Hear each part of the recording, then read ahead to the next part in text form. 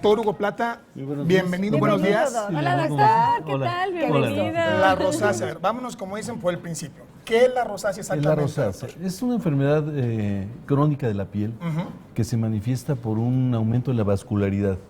O sea, los vasos sanguíneos de pronto empiezan a pronunciarse, a hacerse más evidentes, sobre todo a nivel capilar, que son vasos muy pequeñitos, y que por alguna causa desconocida afecta más a mujeres en una relación de 3:4:1, ¿sí? Y mayores de 30 años de edad. No son menores, son a mujeres mayores. Sí, generalmente de los 30 años en adelante es cuando más se manifiesta. Es frecuente, o sea, hablamos de cerca de un 2% de la población de mujeres que se puede presentar. Es alto, sí. Sobre todo en mujeres muy blancas, ¿no? Es una característica de la piel sea muy blanca para que pueda generarse la rosácea. ¿Sí? Los factores, ¿qué puede producir? ¿Esto lo produce? ¿Esto viene ya con nuestra genética? ¿Cómo se desarrolla la rosácea? Sí, se habla de una predisposición genética. En realidad no se sabe exactamente la causa, qué es lo que la va a desencadenar, pero se habla mucho de factores de tipo alimenticio, por ejemplo, temperaturas distantes, por ejemplo, mucho calor o mucho frío, puede desencadenar el primer brote. Los climas extremos que le llaman. Sí, se presenta por brotes en general. ¿Es más algo que tiene que ver interno o algo a lo mejor que, porque yo pensaba también a lo mejor exceso de sol o algún maquillaje en el caso de mujeres, alguna crema que a lo mejor les cayó mal, no lo sé. Siendo una enfermedad de causa desconocida, en realidad el factor desencadenante puede ser múltiple. Hay muchos factores, hasta el estrés puede condicionarlo, el tabaquismo, el alcoholismo. Es muy frecuente en pacientes que tienen alcoholismo, más en hombres que en mujeres, sí, definitivamente. Pero la realidad es que no se sabe el factor desencadenante. Sí hay predisposición genética, pero puede ser muy agresiva. Se manifiesta de diferentes formas. No todas las rosáceas se manifiestan igual. Lo que sí es definitivo es que afecta principalmente al septum nasal, al tabique nasal, exactamente. Debajo de los ojos, sí, exacto, debajo de los ojos, abajo de la barbilla y en el entrecejo. Es las zonas de más afección. Los párpados, ¿no? Estamos viendo, estos son como sí, cuando es muy avanzada puede generarse orzuelos, lesiones en los párpados. Y obviamente genera un cuadro de baja autoestima importante. Eso es algo que se manifiesta mucho en los pacientes. Pero doctor, dado que se sabe poco, por así decirlo, de las causas, ¿hay algún tratamiento o algo que se pueda hacer si ya lo estamos sufriendo? También hay una dificultad en cuanto al tratamiento. No reaccionan igual a todos los tratamientos. Al principio se usaban corticoides o cortisona en pomada, pero se vio que después del uso, en la primera etapa, puede ceder un poco la lesión, pero después de usar de forma crónica lo hace todavía mucho más agresivo el cuadro. Doctor, yo veo estas fotografías y la verdad a mí me da la impresión de que esto ardiera, picara, doliera. ¿Qué tipo de molestias siente? Puede tener sensación de comezón y ardor principalmente.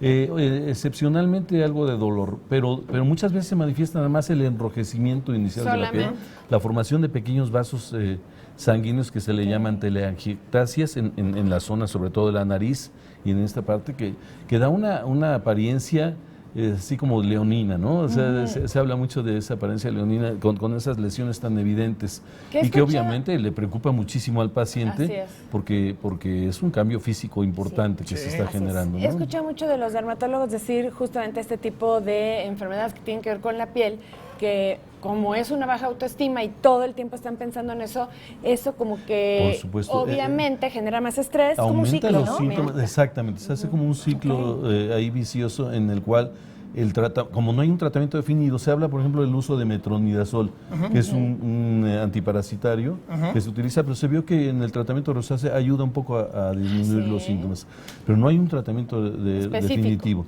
Lo importante es modificar los factores desencadenantes.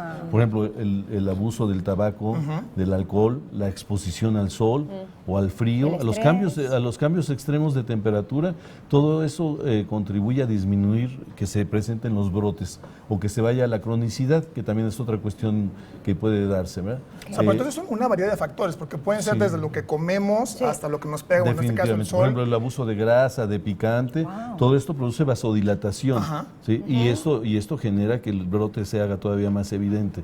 Entonces, como es multifactorial, el uso, por ejemplo, en las mujeres de cremas que para hidratar la piel, que para piel seca, etcétera, muchas veces desencadena el cuadro de rosácea. Entonces, es un padecimiento difícil de tratar en realidad. Sí, porque no hay algo... Porque hay que atacar a todos los factores que la pueden desencadenar. Entonces, y al final la persona se siente como atrapada en medio de un montón de cosas.